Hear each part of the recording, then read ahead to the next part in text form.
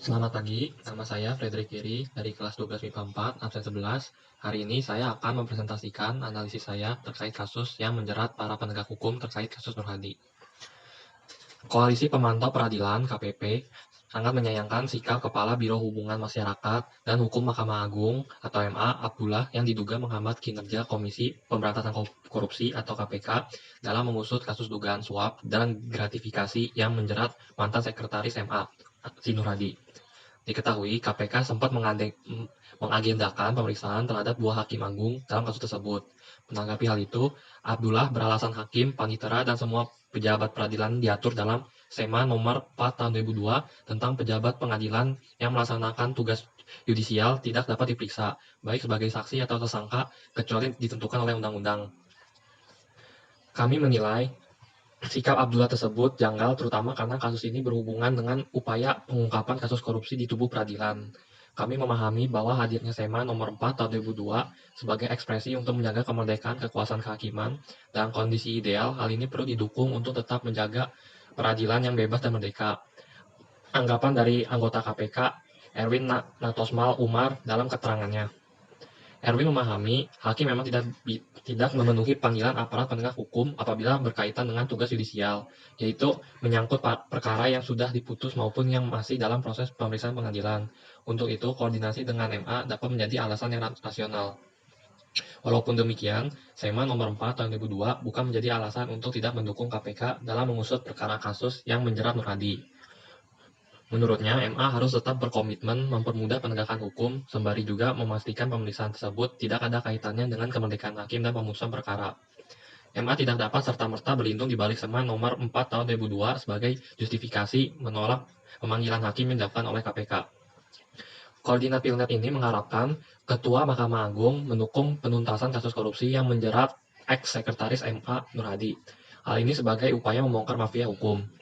Meminta KPK untuk memperdalam penyelidikan terhadap hakim dan pihak-pihak yang terlibat dalam kasus suap dan gratifikasi Nur Hadi, termasuk mendalami potensi penerapan UU Tindak Pidana Pencucian Uang berdasarkan dugaan suap dan gratifikasi di perkara ini, ujarnya.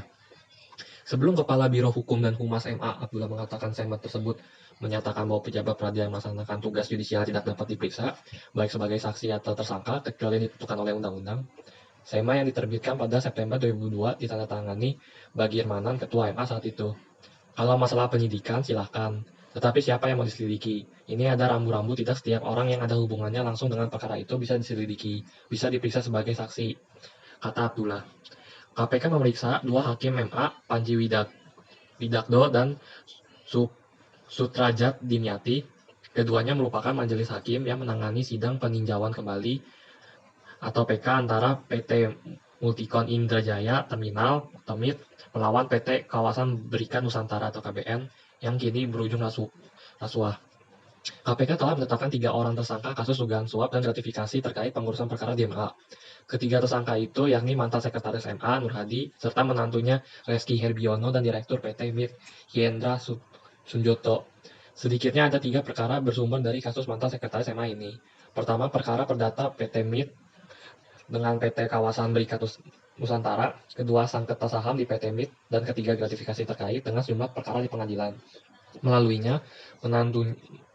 menantunya Reski Herbiono yang juga tersangka dan telah ditangkap. Nur Hadi menerima uang dengan total 46 miliar dari Direktur PT MIT Hyendra Sunjoto yang juga berstatus tersangka dan masih buron sejak Februari 2020. Namun hingga kini Hyendra masih menjadi buronan KPK.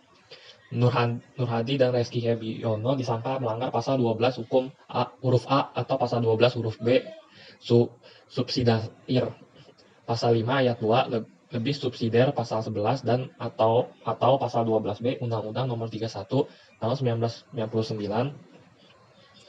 sebagaimana telah diubah dengan Undang-Undang Nomor 20 Tahun 2001 tentang Pemberantasan Tindak Pidana Korupsi (JO) pasal 55 ayat 1 ke 1 Kitab Undang-Undang Hukum Pidana.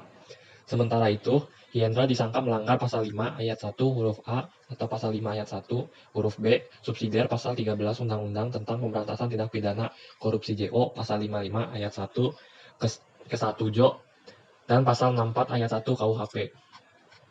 Sekian analisis kasus penegakan hukum dari saya. Semoga kedepannya penegakan hukum di Indonesia dapat lebih transparan dan jujur ke depannya. Terima kasih.